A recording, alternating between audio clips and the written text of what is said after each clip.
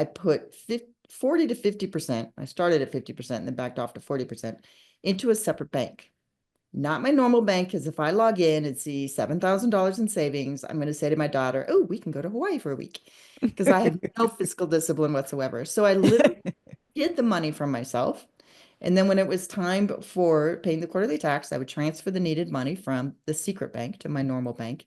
And then this is where the magic happened, is when it came time to do my annual tax return, I'd have anywhere from $20,000 to $25,000 left over. Financial independence, freedom, financial picture, independent financially, financial future, financial freedom and wealth, financial independence. Get your fill, financial independence and long life. Hello and welcome to another episode of Get Your Fill, Financial Independence and Long Life, where we explore ways to achieve those two goals, and cool people come on to help us. Like today, we have Liz Steblay. She is the Yoda of Solopreneur Success. I love that. She brings a wealth of information about being self-employed, which is cool. She's not a little green man, but she is an engaging speaker, better speaker than me, hopefully, who candidly shares stories and tips on what to do, what to avoid, and how to conquer FUD, which is fear, uncertainty, and doubt, which is all part of her 6 keys to being a successfully self-employed professional. Cool. Welcome, Liz. Well, thank you. I'm very pleased to be here. What do you think is, so I want to come back later and ask you how you got started with this and all this, but I just want to sort of dive in and say, what do you think is one of the things that people really struggle with, especially when they're making the transition from working for someone else to working for themselves? Well, you just hinted at it when you introduced me, because by far the most common denominator is FUD, fear, uncertainty, and doubt. And especially when you're thinking about making the leap to being self-employed, or you're maybe even the first year into it, I call it the FUD monster, this little creature that sits on my shoulder and whispers in my ear. And that little guy is larger than life the first year. And, it whispers things in your ear like, who are you to think that you can start a business? And you don't know how to price your services. You don't know how to negotiate a contract. What if you fail? Or you must be nuts to give up a full-time job with benefits. Or all of those little thoughts are certainly the biggest things to overcome. And one of the tricks I've learned over the years, well, 2 things. One, I've learned after 20 some odd years of being self-employed, it never fully goes away. The FUD monster will still reappear from time to time. And the second thing I've discovered, really within just the last 2-3 years, is this little process I call name it and tame it. If you can slow down your thoughts long enough to realize, is this a fear? Is this an uncertainty or a doubt? And if it's, depending on what the category is, one of the ways to do it is to say, well, okay, so if I just am lacking the confidence, or I have uncertainty about this, how can I learn more about this so I can get more confident? So if you can slow down your thoughts long enough to capture what the FUD is, you can name it and tame it. Cool. And sometimes the little green monster is not even, is also in the form of people who are well-meaning, right? Yes. Family members and friends who are like, oh, what are you crazy? Yeah, exactly what you said. Why would you walk away from a full-time job with benefits and, and security to do your own thing, right? Exactly. Yes. And they are just trying to look out for your best interest, just like your subconscious is, right? We used to be afraid, thousands and millions of years ago, of charging lions. That's what that instinct was for. And now it's often overinflated and looking to overprotect us. Right. Or just to keep us from doing things that, it's legitimate. It's like sort of in some way, if you buy into the myth of, that you have security when you're working for someone else, then you could very well think that it's a valid protective mechanism. But I wonder, as people actually, somebody on my nonprofit team who seems like she's great at her job, if she's anything like she is in our meetings, she must be fantastic. And she just got laid off. And it came completely out of the blue for her. She's completely unprepared and had no idea it was coming. And, if I'm going to get laid off, You're going to fire yourself? I'm going to have to fire myself. Yes. And I'll know So, it's coming because it'll be coming for a long time. and yeah, so, the corporate America is not what it used to be even 20 years ago, right? It's just a lot more fluid, and the layoffs just seem to be more rampant. And especially, in this administration, we don't know what's going to come next. And there's a lot of uncertainty out there. And so even though you might think you are secure in your full-time job, as your friend has witnessed, yes, there's no such thing. There's no such thing. And I know one thing that people struggle with, and it's all three of those things, right? It's FUD all wrapped up. But when you are making the transition from that job to, something that maybe it's been a side hustle, but maybe it hasn't, right? Maybe you're just like, I'm just really fed up with my corporate life and I want to do something different and I can't because of the restrictions of my job. I can't do it while I'm doing this other thing. And so you step off into the abyss to something new how do you know when it's okay to do that? Right? I mean, is there like an indicator that like, you are in some way, like however you have to be mentally, physically, financially prepared to just take that big step? It's a little bit like planning a family and trying to find the perfect time to get pregnant. There is no perfect time. Right. That said, so it's going to be different for everybody. It's a personal decision. But the one thing to make sure of when you're about to take the leap, or you really think, okay, now is the time, I've been wanting to do this for years. Now's the time I'm finally going to do this. The most important thing is to make sure that you have a strong mental outlook about the whole thing. It takes an enormous amount of confidence to hang out your shingle, step out on your own, put together your branding and your website, and put yourself out there. If you lack any sort of confidence, it's going to undermine your activities, right? So that's the D in FUD, fear, uncertainty, and doubt. You have to do whatever you can to shore up your confidence. And one way to do that is to talk to, I would say, 5 people you know and trust and who know your work. So this might not necessarily be your adult child, but maybe a former boss or a colleague, or ask these 5 people and say, I've been thinking about this for a while, and I'm thinking maybe now is the time. This might not be the conversation for your boss, depending on your relationship, but A previous boss. yes, maybe a previous boss. And I value your opinion. So I'm thinking about stepping out to do ABC or become XYZ. What do you think of this idea? In what situations do you think that somebody would hire somebody with my skills for that type of work? And on another line of questioning, what do you when you think about working with me, what comes to mind? Like hard worker or collaborative or whatever. And listen, the benefit of having these conversations is twofold. One is you're going to get some input of whether you really are completely crazy, or you're going to get a sense of encouragement, and you might learn something about yourself.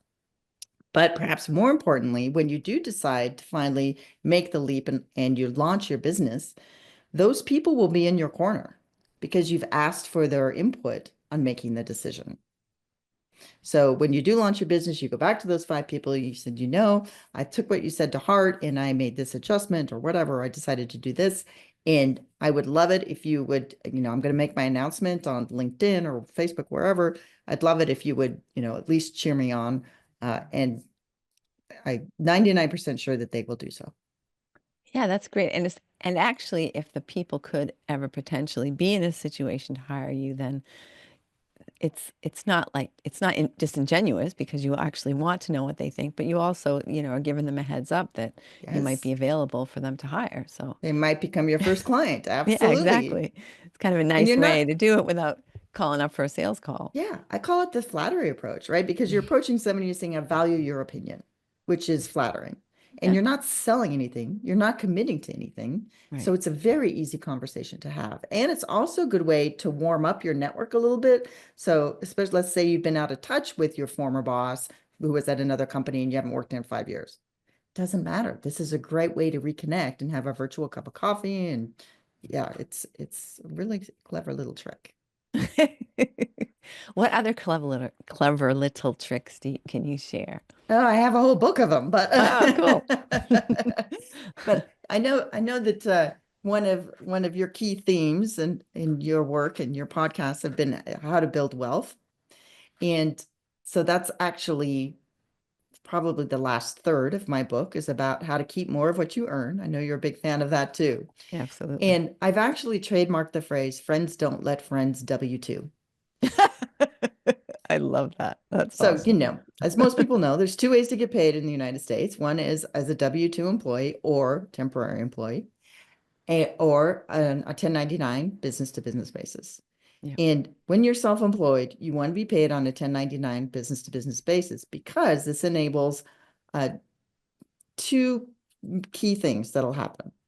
One, if you're smart, you can pay less tax by saving more for retirement than you would be able to if you were an employee, and by taking business owner tax deductions.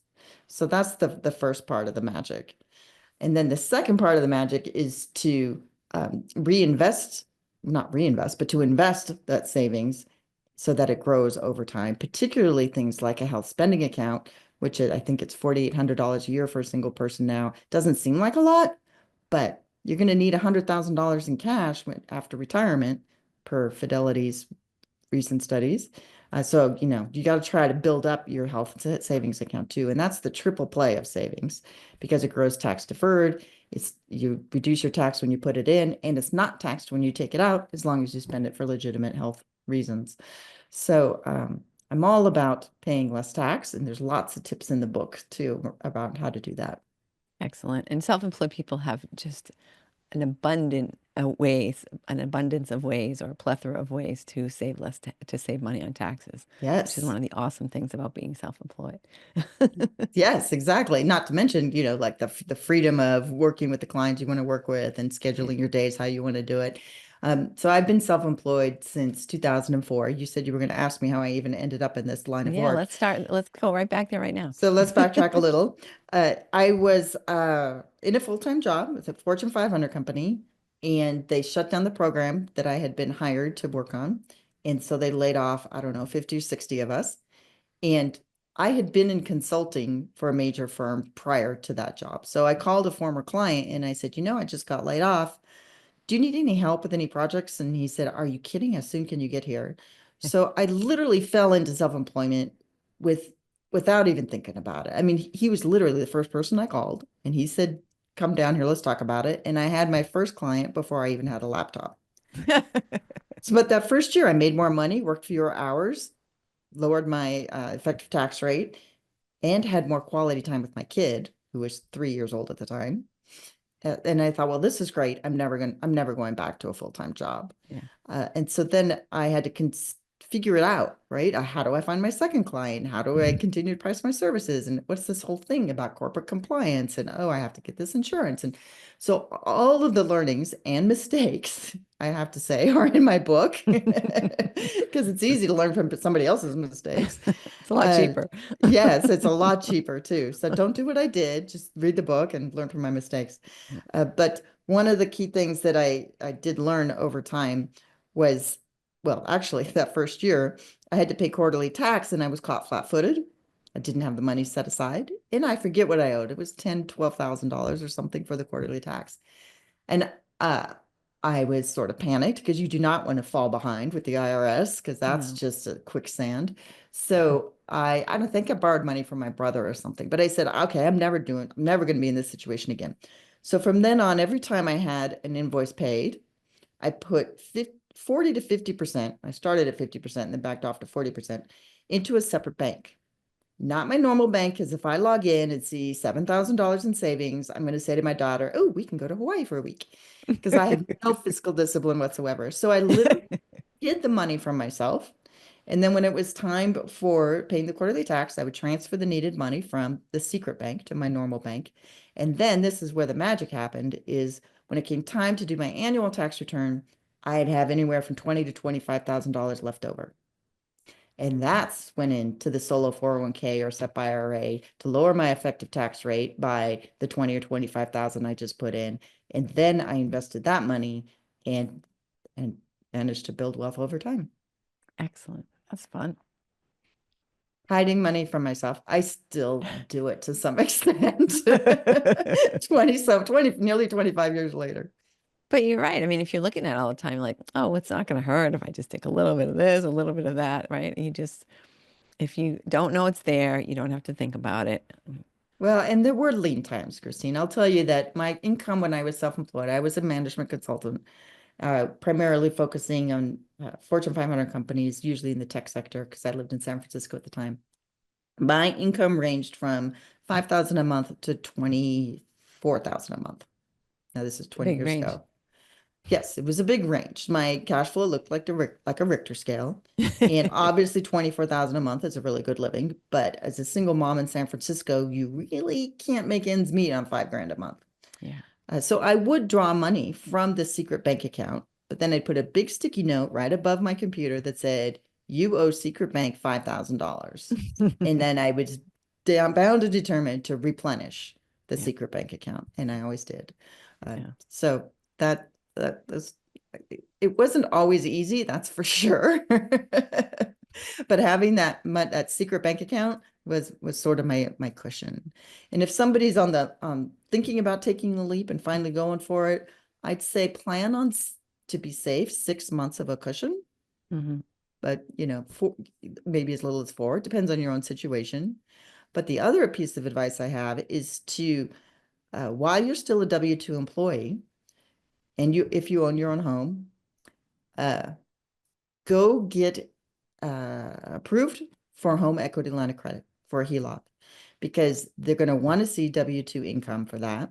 Even if you don't use the HELOC, you'll have it there in case you need it, in case of emergency. So get pre-approved for that before you cut the cord with your W-2 job, because then it just gives you an extra level of security.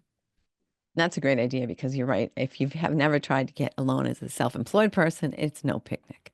No, it is a nightmare. Especially if you Yes. just started, forget about it. Yes, yes. If you have anything less than 2 or 3 years under your belt, you can forget it. Yeah. Yeah, definitely. And especially if you're changing fields, then they really get nervous. Yeah. So when my partner and I were not married, been together 18 years. So when we moved from San Francisco to Nevada to get out of that high state tax problem, he's been a lawyer for decades, and I've been self-employed for 2 decades. Well, I had just reincorporated to be an employee of my own company so that I wouldn't be paying income tax. Yeah. It's all part of the move from California. So I sailed straight through, even though I had only been an employee of my own company for like 2 months, but I had the W-2 and I owned the company and managed the company. So whatever it was, but when they call for employment verification, it's like, this voice sounds familiar. Exactly. But even though he's a lawyer with 40 years of experience, because he's a self-employed lawyer, he had to jump through all kinds of hoops to qualify for the loan on this house. Well, because you had just moved too. We had just moved to a new state. So that's a big deal. Because who knows, maybe nobody will like him in Nevada, right? I mean, even though he's got all this experience. Yeah, so qualifying for a loan is very difficult when you're self-employed. Yep. And if you're thinking about things that you need to do ahead of time while you still have what banks like to see, then absolutely get all those ducks in a row. And it's a really good idea to have a home equity line of credit open. Don't just get pre-approved, open it. And even if you never write a check, it's there if you need it. Exactly. Yeah, it's peace of mind. And that's something you might not think about. Like maybe, well, what I mean by think about, that can be your secret money, one of your secret stashes where, you leave it in the drawer, and hopefully when you're desperate then you'll remember that you have that. Yes, exactly. Exactly. Yeah. So cool. What it sounds like your entrance into self-employed life was a nice, smooth, easy one, but that is not really so how long did that first job last? That first gig lasted, let's see, that was spring of 2004. It lasted about 8 months because it was the fall of that year that I started to panic. Yeah. Because I was like, oh, this job's going to end in a month and I have nothing else lined up. So that's when I started I knew I didn't want to go back to a full-time job because I was already addicted to the flexibility. And then I went and I talked to some boutique firms in the area that hire subcontractors. And I discovered that the average amount of money of my billings that they would keep was about 35%. Wow. And, you might think, well, that, they're handling the contract, they're doing the insurance, they found the client. Okay, fine. Well, I had a great interview with a lady one day, and she was the one that let this slip that they keep that 35%. I'm like, oh, okay. And I went home and I opened a spreadsheet because I can't do any math in my head. And I said, okay, my normal project is full-time, 9 months. I usually bill at this rate. And if I took 35% off of that, holy smokes, I was going to be giving up $45,000. And I said, I'm not willing to give up $45,000 simply for having them introduce me to a client because they Right. didn't need to oversee my work. I'd already been doing this type of work for 10 years. Yeah. And I said, forget it. I'm going to do whatever it takes to find my own client. So then I just started calling everybody I know. It doesn't, you get over your FUD, your uncertainty and doubt real fast when you have to provide for your kid and you don't want to take a full-time job. So I just started calling everybody I knew and I hustled and I managed to find my own work ever since. But it's not that easy. So that's why there's 6 keys to the book, right? It's called 6 keys to finding clients. No, 6 keys to taking the leap, finding clients, and building wealth. And so finding the clients is all about business development, becoming memorable. And the hardest part for most people is to narrow their niche and become an expert in a particular area. Yeah. A lot of people think that they need to be a jack of all trades or a Jill of all skills so that they'll be available for all types of work. But the opposite is true. If you put yourself in a client's shoes, they want to hire an expert. They don't necessarily want to hire a person that can do everything. And so that's the hardest part that people struggle with is how to figure out what their niche is. Yeah. And even for a lot of people who are, let's say, HR generalists, or they've been an HR business partner and they get laid off, they're like, I am a generalist. I'm like, yeah, but let's talk about that a little bit. Have you always worked in biopharma?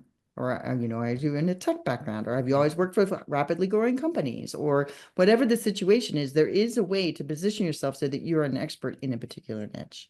And Yeah. I think that is one of the hardest parts about being self-employed at the beginning.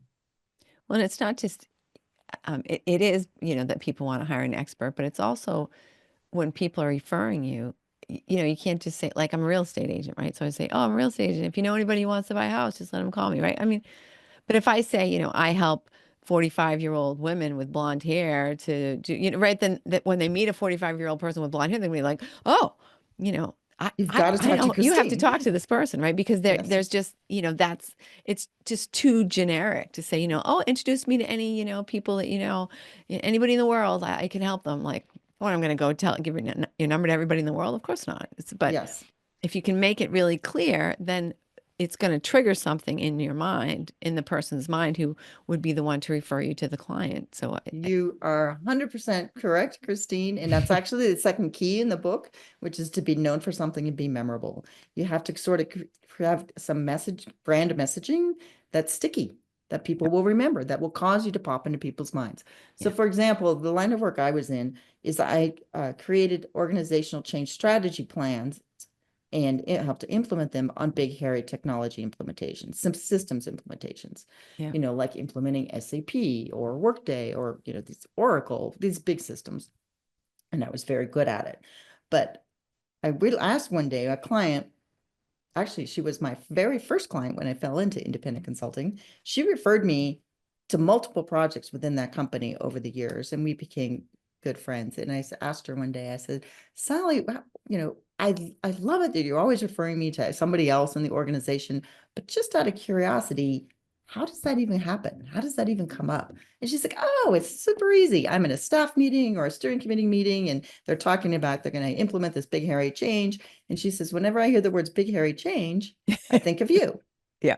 Now, clearly, I'm neither big nor hairy, but those were my key words, big, hairy change. And she said, whenever I hear them say that, I say, have you had a conversation with Liz Steblay? And they'll say, no, who's this Liz person and why would I need to talk to her? And she says, just trust me, have at least one conversation with Liz. You don't want to do anything involving a big, hairy change without at least one conversation with Liz.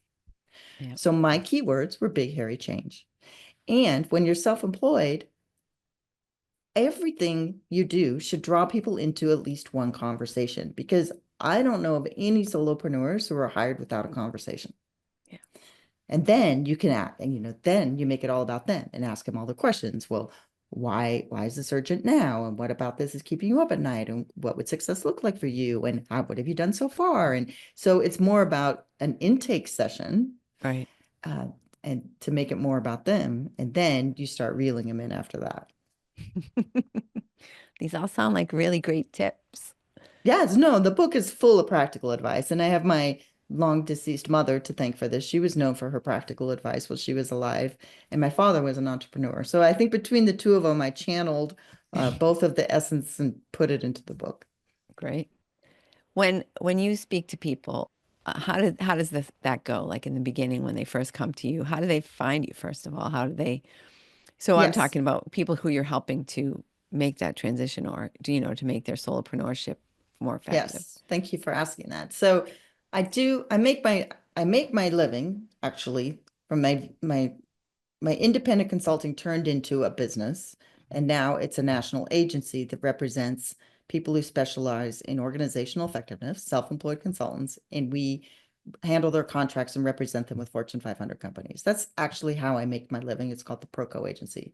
However, I'm promoting myself to chairman, and I don't do much work for that business anymore because I'm more interested in my second business, which is an educational organization and community called the Professional Independent Consultants of America. That's a mouthful. So we call it PICA for short.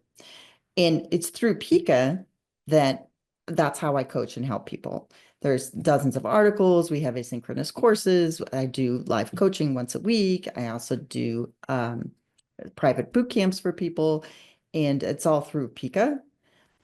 So if somebody was really interested in learning more about how to be a successful solopreneur, or to being mentored by me, or finding out more about PICA, the easiest way to do that is to go to the landing page for the book, which is 6keys.info.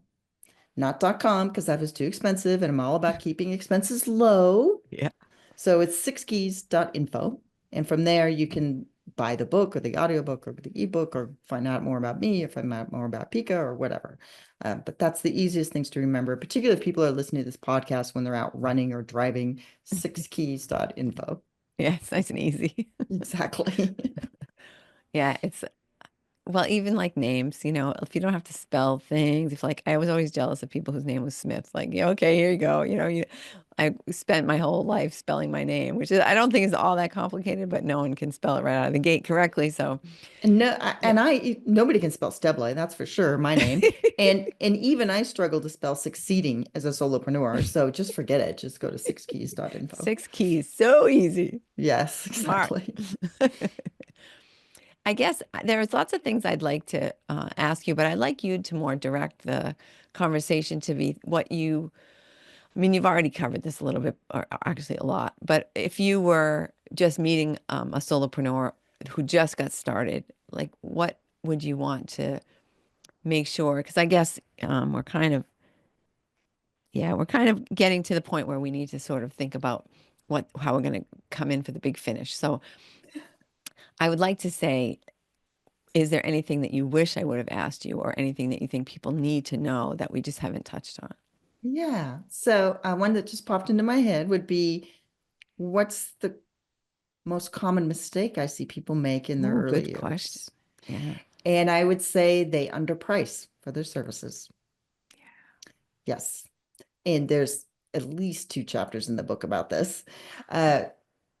Yeah, you can't just take your old salary and divide by 2,000 working hours in a year, because you have to cover your expenses for being self-employed, particularly your health insurance, and all the time you spend doing business administration, marketing, billing, invoicing, all those things. Plus you have to pay for your business insurance. Anyway, you can't just divide by 2,000. So I would take that number as a starting point and multiply it times 1.2, 1.3, and 1.4 to get a range of rates. Mhm. And that's at least a baseline data point. But then you still need to do more research. You need to ask your AI assistant tool, what do executive coaches make in the San Francisco Bay Area? Yep. Or you need to make sure you're specific about the type of work that you do and the region, because prices vary widely across the country Yeah. for what your services would be worth. But and then you also need to figure out what your floor is, what your walk away rate is. You know, but the great thing about coming up with that range of rates and doing your homework, two things about it. One is you're going to build your confidence that you're not just picking a number out of the thin air. You will have some standards and grounding to give you the confidence to quote it. And the other is, and I love this trick, is when you quote a range of rates. So let's say you're in a meeting, Christine, and they say, oh my gosh, it sounds like you're just the person that we need to help with us all this stuff. And how much do you charge? First of all, try not to quote a rate on the spot in a meeting, but if you do have to, quote the range. I used to say my rate ranges from 175 to 225 an hour, depending on the scope, duration, and complexity of the project. But listen, you've told me a lot today. Let me think through this, how I would approach this. Let me get back to you with a proposal in the next day or two, and I'll put together a sample budget, and then we'll take it from there. Let's set up a conversation for, next Monday to walk through this, what I'm going to send to you. Make sure you set that meeting up first. Right. And then, and we'll take it from there. So then I put together a little proposal. I never called it proposal. I always said statement of work, draft for discussion at the top. And then I'd even put red font in there. Like, I'm basing this on the assumption that you have 4 divisions, but let's talk about this. Right. Yeah. And then it becomes a collaborative process to develop that statement of work. And that's another way that you reel them in. And I'd pick a rate that was in between the range. And never once in 15 years did anybody try to negotiate to the bottom end of the range. Yeah. Never once. It's called the center stage effect in psychology. When people are faced with a range, they'll gravitate to the middle. Yeah. Cool. And and because they're involved, it just what popped into my head is when perhaps completely erroneously, but when you're in a country, and you're a tourist, and there's a table full of t-shirts, and you say to the guy, how much is the t-shirts? And say, which one do you like? And now you're invested because you just spent 45 minutes looking through the stupid table to find the t-shirt you want. You're not about to say, oh, it's that much, and walk away, right? They've spent all that time with you. They've got to know you, and They it's reel you basically a in. given at that point that they're gonna hire you. They reel you in. Yes. But, when you're self-employed, it's not as nefarious quite as that. But having a collaborative conversation about how you're going to approach the work, and you're already being collaborative when you're even going through the proposal, Yeah. it bodes well that they're going to want to continue to work with you, because it's very rare that somebody is going to want to hire somebody that is just an expert and comes in and tells them what to do without Right. at Right. least. Exactly. Because how could you really if you don't understand their Yes, business? you have to ask a lot of questions and understand. Yeah. Excellent. Thank you so much for sharing all your knowledge with us. I feel that people have hope now. Well, yes, that's part of the reason I wrote the book, to be honest, Christine. I wrote it to be encouraging for people. I was a single mom in San Francisco. My daughter was 3 years old. That's the same year that I got divorced. And if a single mom in San Francisco can make it work, I think anybody can. The trick is to know that you're smart enough to figure out what you don't know. Well, or humble enough to ask for help, right? That too. You're not Yes, you're you're not the right. first entrepreneur on the block. So, Yes. say, Liz, I need help. How can you help me? That's How can I do this that's thing? that's very true. I hold office hours once a week through the educational organization PICA, and sometimes people will come in with very specific questions, and sometimes they come in and I say, "Oh my gosh, good to see you. I haven't seen you in a while. How can I help you today?" And they'll say, "I just have FUD. I just feel like I'm spinning my wheels. I'm not getting anywhere." And we talk through it and come up with some new ideas, and off they go. And then I don't hear from them for another 9 months. So Which is yes, cool because you can imagine that they're off there being successful and that you had a hand. that's what I'm always hoping. Yeah. Awesome. Awesome. Cool. Well, thank you for being with us. And thank you, listener, for listening. I bet if you're listening to this podcast, you probably are a person who's thinking or who has started their own business.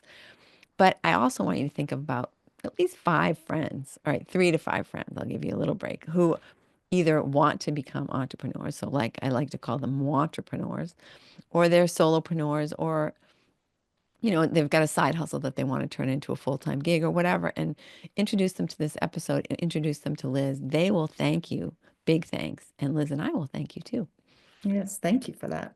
And then be sure to be here next week. And all of Liz's contact info will be in the show notes, of course.